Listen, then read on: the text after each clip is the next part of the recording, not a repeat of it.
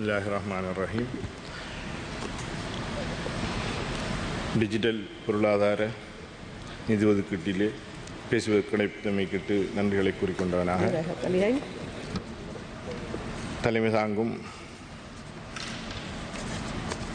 கௌரவ உறுப்பினர் அவர்களே, இந்த நாட்டினுடைய பொருளாதாரத்தை கட்டியெழுப்புவதற்கு இந்த அரசாங்கம் பல முன்னோடி நடவடிக்கைகளை மேற்கொள்கின்றது. அந்த வகையிலே இந்த அரசுக்கு நன்றிகளையும், எதிர்காலத்திலே இந்த நாட்டை கட்டியெழுப்பதிலே இந்த அரசு முன்னிலைப்படுத்துகின்ற விடயங்கள் வெற்றியளிக்க வேண்டும் என்று வாழ்த்தியவனாக, இந்த நாட்டினுடைய பல கட்டமைப்புகளை முன்னெடுப்பதற்கு நாங்கள் அத்தியாவசியமான காரணிகளாக அல்லது அதை முன்னெடுக்கின்ற இந்த கல்வி சார்ந்த விடயங்களை பாடசாலை மட்டங்களில் இருந்து நாங்கள் கொண்டு வர வேண்டிய கட்டாய தேவை இருக்கின்றது. இன்று பல்கலைக்கழகம் சென்று பட்டதாரிகளாக வெறுமனே மொழித்திறனை பெற்றுக்கொள்ளாத வகையிலும் இந்த டிஜிட்டல் உலகை நோக்கி செல்ல முடியாத அளவிலே பல்கலைக்கழகங்களிலே அவர்களுக்கான கல்விகள் காணப்படுகின்றது.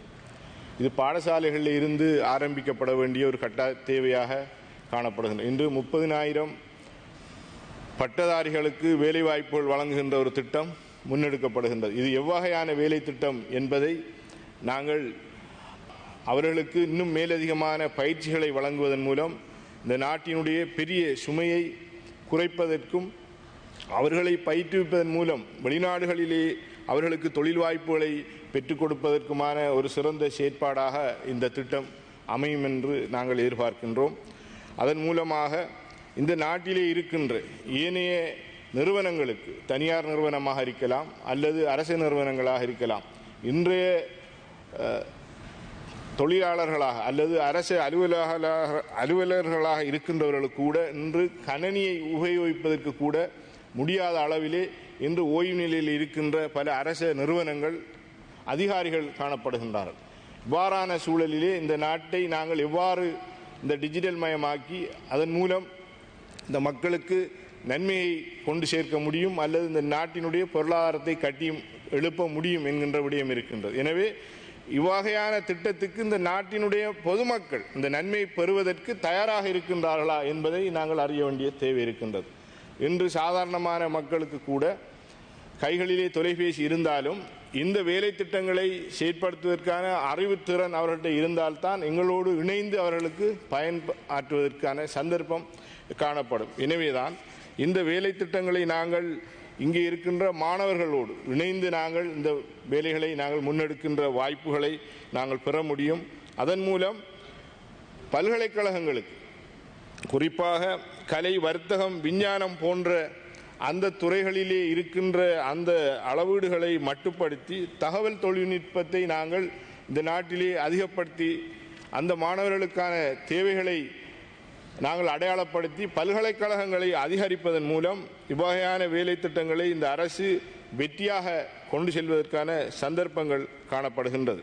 எனவே சாதாரணமாக வெளிவாரி பட்டதாரிகளாக காணப்படுகின்ற இந்த மாணவர்கள் அல்லது வெளியேறிய பட்டதாரிகள் இன்று கலைப்பிரிவிலே தான் தங்களுடைய பட்டப்படிப்பை பூர்த்தி செய்கின்ற சந்தர்ப்பங்களை நாங்கள் பார்க்கின்றோம். கலைப்பிரிவிலே என்பது மிகவும் ஒரு சிறந்த ஏனைய துறைகளிலே தவறியவர்கள்தான் இந்த துறையிலே இலகுவாக தங்களுடைய பட்டப்படிப்பை செய்வதற்கான சந்தர்ப்பத்தை ஏற்படுகின்றார்கள். எனவே வேறு துறைகளில் இருந்து விஞ்ஞானத்துறையாக இருக்கலாம் அல்லது வர்த்தகத்துறையாக ஏனைய துறைகளிலே தாங்கள் அந்த படிப்பை நிறைவு செய்ய முடியாத சந்தர்ப்பத்திலே தான் இந்த கலைப்பிரிவிலே இலகுவாக தங்களுடைய ஸ்கோர்களை செய்துவிட்டு செல்வதற்கான அதிகமானவர்களை நாங்கள் பார்க்கின்றோம். எனவே அவர்களை நாங்கள் இவ்வாறான துறைகளிலே பயிற்றுவிப்பதன் மூலம், இந்த பயிற்சிகளை வழங்குவதன் மூலம் இந்த நாட்டினுடைய பல தேவைகளை நாங்கள் நிவர்த்தி செய்வதனோடு அரசாங்கம் இன்று கவுபே என்கின்ற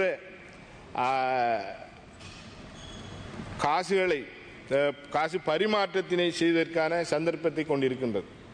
இது தனியார் துறை சார்ந்த வியாபார நிலையங்கள், வேறு அமைப்புகள் இருக்கின்றது. இவர்களுக்கு இவ்வகையான பயிற்சிகளை அல்லது இந்த பொறிமுறைகளை நாங்கள் எவ்வாறு கொண்டு செல்ல முடியும் என்கின்ற விடயத்தை நாங்கள் கவனிக்க வேண்டிய தேவை இருக்கின்றது. அதன் மூலம் அவர்களுக்கான பயிற்சிகளை அல்லது அந்த ஆப்புகளை அவர்களுக்கு நாங்கள் விற்பனை செய்வதன் மூலம் அவர்களுக்கான அந்த தொழில்நுட்ப அறிவை நாங்கள் வழங்குவதன் மூலம் அரசுக்கு கூடிய வருமானங்களை நாங்கள் ஈட்ட முடியும். அதேபோன்று இன்று நாங்கள் பார்க்க போனால் இந்தியா, சிங்கப்பூர், மலேசியா போன்ற நாடுகள் இந்த கல்வித்துறையிலே தங்களுடைய வருமானத்தினுடைய பெரும்பகுதியை பெறுவதற்கான வாய்ப்புகளை பெற்றிருக்கின்றது. இவ்வாறான வேலை திட்டங்களை எமது நாடும் இந்த பல்கலைக்கழகங்கள் மூலமாக இவ்வகையான டிஜிட்டல் அறிவுகளை, தொழில்நுட்ப ரீதியான அறிவுகளை தேடுவதற்கான பல்கலைக்கழகங்களை அபிவிருத்தி செய்வது, அதன் மூலம் வெளிநாடுகளில் இருக்கக்கூடிய மாணவர்களை, குறிப்பாக இந்தியாவில் இருக்கின்ற பெங்களூர் பல்கலைக்கழகத்திலே ஈரான், சைனா போன்ற நாடுகளில் இருந்து மாணவர்கள் அந்த கல்வியை கற்பதற்கு வருகின்றால் ஏன் எமது நாட்டிலே இந்த வேலை திட்டங்களை நாங்கள் முன்னெடுக்க முடியாது என்ற கேள்வியை சபையிலே முன்வைத்தவனாக நேற்றைய தினம் எமது கல்வி அமைச்சினுடைய விடயம் முன்வைக்கப்பட்டிருந்தது. அதிலே பேசுவதற்கான சில சந்தர்ப்பங்கள் குறைவாக காணப்பட்ட இருந்தாலும் அதையும் நான் விடத்திலே பேசலாம் என்று நினைக்கின்றேன். உண்மையிலேயே ஆசிரியர்களுடைய இடமாற்றம் என்பது தொடர்ச்சியாக ஆசிரியருடைய பற்றாக்குறை, ஆசிரியருடைய தேவை என்பது சில பிரதேசங்களுக்கு ஆசிரியருடைய தேவை இருக்கின்றது. சில பிரதேசங்களிலே இருந்து அந்த ஆசிரியர்கள் இடமாற்றம் சென்று அவர்களை தூர இடங்களுக்கு அனுப்புகின்றீர்கள். எனவே அங்கே தங்கி இருந்து அந்த மாணவர்களுக்கு அந்த கல்வியை கொடுக்கின்ற வசதிகள் இப்போ இருக்கின்ற இந்த சம்பளம், இந்த நாட்டினுடைய பொருளாதாரத்திலே இந்த சம்பளம் என்பது மிகவும்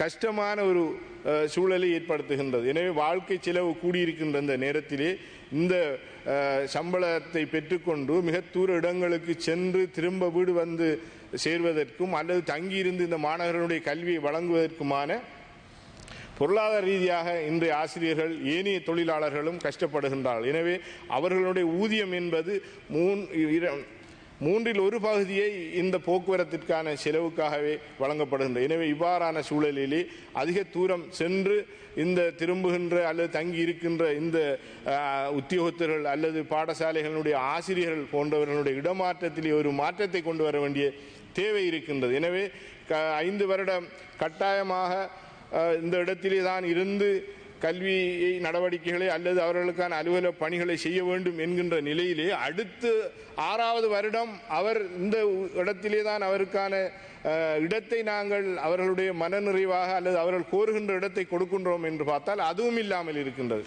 எனவே அவர்களுக்கு வழங்குகின்ற அந்த கட்டளையை ஏற்று அந்த டிரான்ஸ்ஃபர் சென்று வருகின்ற மனநிலை இன்றைய இருக்கின்ற சகல அதிகாரிகள் அல்லது சகல உத்தியோகத்தர்களிடத்திலும் இல்லாமல் இருக்கின்றன. எனவே அவர்கள் மூலமாக நாங்கள் சிறந்த பயனை அல்லது அடைவை பெறுகின்ற நிலைமை எங்களால் பெற முடியாத ஒரு சூழலில் இருக்கின்றது.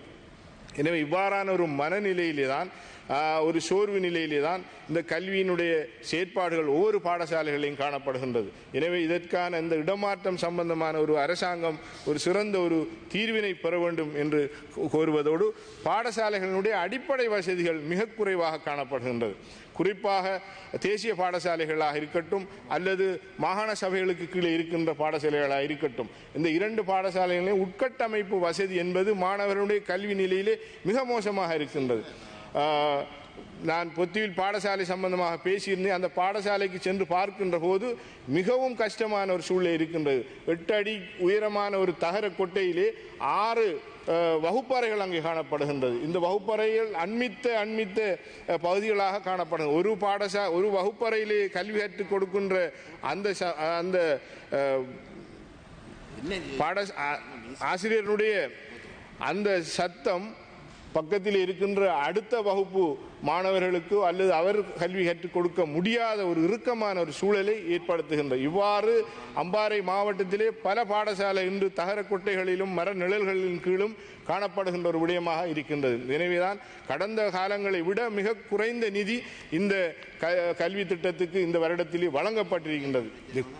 எனவே இந்தியாவினுடைய மேலதிகமான நிதிகளை கொண்டு இந்த கிழக்கு மாகாணத்தினுடைய பல பணிகளை செய்வதாக எங்களுடைய ஜனாதிபதி அவர்கள் தெரிவிக்கின்றார்கள். எனவே இந்த பாடசாலையினுடைய உட்கட்டமைப்பு வசதிகளை மேம்படுத்துவதற்கு இந்த நிதிகளினுடைய கூடுதலான பகுதிகளை பயன்படுத்த வேண்டும். அதன் மூலம்தான் இந்த நாட்டினுடைய செழிப்பான ஒரு சமூகத்தை கட்டியெழுப்புவது என்பது, ஒரு சிறந்த பிரஜையை கட்டியெழுப்புவது என்பது ஒரு பாடசாலைகளில் இருந்துதான் நாங்கள் அடையாளம் கண்டு அவர்களை இந்த நாட்டினுடைய சிறந்த பிரஜைகளாக கொண்டு வர வேண்டிய தேவை இருக்கின்றது. பல கஷ்டங்களுக்கு மத்தியிலே இன்று மாணவர்கள் தூர இடங்களுக்கு பயணம் செய்கின்ற தூர பாடசாலைகளுக்கு, எனவே அடிப்படையான வசதிகள் இல்லாத இடத்தை தவிர வேறு இடங்களுக்கு தூர இடங்களுக்கு வசதியான மாணவர்கள் கல்வி கற்பதற்கு செல்கின்றார்கள். எனவே சாதாரணமாக இருக்கின்ற பாடசாலையுடைய கதிரை மேசைகளுக்கு கூட இன்று காசுகளை அறவிடுகின்ற முறைகளை நாங்கள் காண்கின்றோம்.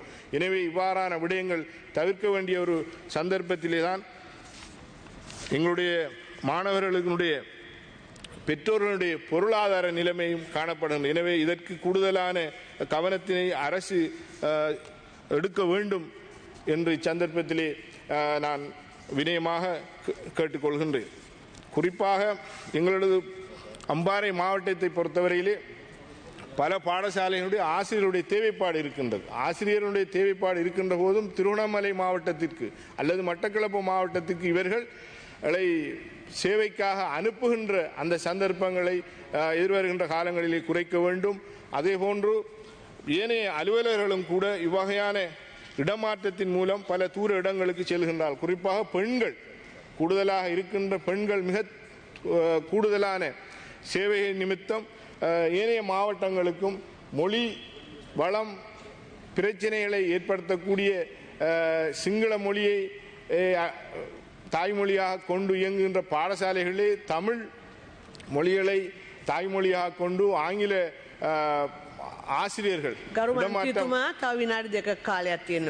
இடமாற்றம் செய்யப்பட்டிருக்கின்ற விடயங்களை நாங்கள் பார்க்கின்றோம். எனவேதான் இந்த நாட்டினுடைய கடந்த கால அரசாங்கங்களுடைய குறைபாடுகளை, அரசாங்கங்கள் செய்த ஊழல் மோசடிகள் என்று இந்த அரசாங்கம் முன்வைத்த பல வேலை திட்டங்களை ஏற்று அதன் அடிப்படையிலே தான் இந்த அரசாங்கத்துக்கு அதிகமான மக்கள் மிக கூடுதலான வாக்களிப்பை செய்வதன் மூலம் ஒரு ஜனாதிபதியையும் 159 பாராளுமன்ற உறுப்பினர்களையும் நேரடியாக உங்களுக்கு வழங்கியிருக்கின்றார்கள். இந்த நேரடியாக 159 ஆசனம் என்பது இந்த நாட்டினுடைய எல்லா சட்டங்களையும் உங்கள் மாற்றி அமைத்து எதிர்கால இந்த நாட்டினுடைய ஒரு சிறந்த ஒரு பணியை, இந்த நாட்டினுடைய வளர்ச்சியை ஏற்படுத்துவதற்கு ஏதுவாக இருக்கும். எனவேதான் நீங்கள் இந்த நாட்டை கட்டியெழுப்புவதற்கு இந்த மக்கள் வழங்கிய ஆணைக்கு எந்த செயற்பாடுகளை நீங்கள் செய்ய போகின்றீர்கள் என்பதை இந்த நாடு பார்த்து கொண்டிருக்கின்றது. எனவே பலரை கைது செய்வதும், பலரை தேடுவதும், பலர் மீது குற்றங்கள் சுமத்துவதும், கைது செய்தவுடன் உடனடியாக அன்றைய தினமே நீங்கள் விடுவிப்பதும், இவ்வாறான ஒரு நாடகம் ஒன்று இந்த நாட்டிலே நடைபெறுகின்றதா என்று மக்கள் இந்த அரசாங்கத்தை பார்த்து கொண்டிருக்கின்றார்கள். எனவே அதனை தவிர்த்து, இந்த நாடக விளையாட்டுகளை தவிர்த்து எதிர்வருகின்ற தேர்தல் காலங்களிலே நீங்கள் இதற்கு தேர்தலுக்காக இவ்வாறான செயற்பாடுகளை முன்னெடுக்கின்றீர்கள் என்ற விடயமும் மக்களினால் பார்க்கப்படுகிறது. அதை விடுத்து மிகவும் சிறந்த ஒரு பொருளாதாரத்தை, இந்த நாட்டினுடைய சமூக மக்களினுடைய வாழ்வாதாரத்தை ஒழுங்குபடுத்துவதற்காக இந்த பொருட்களுடைய விலைவாசிகளை நீங்கள் குறைப்பதற்கான ஒரு சந்தர்ப்பத்தை செய்ய வேண்டும். எனவே பொருளாதார ரீதியாக இந்த மக்களை மேம்படுத்துவதற்கு நீங்கள் எடுக்கின்ற நடவடிக்கைகள், இந்த அமைச்சின் மூலமாக ஏனைய வீண்விரயங்களை குறைத்து வருகின்றீர்கள். அதற்கு நாங்கள் எங்களது பாராட்டுக்களை தெரிவிக்க வேண்டும். அமைச்சின் மூலம் செலவுகளை நீங்கள் குறைப்பதன் மூலம் இந்த நாட்டை கட்டியெழுப்ப முடியாது. எனவே பொருளாதார ரீதியாக இருக்கின்ற விலைவாசிகளை நீங்கள் குறைப்பதற்கான விடயத்தை நீங்கள் முன்னெடுக்க வேண்டும். உத்தியோகத்தர்களுக்கான சம்பள அதிகரிப்பை செய்ய வேண்டும்.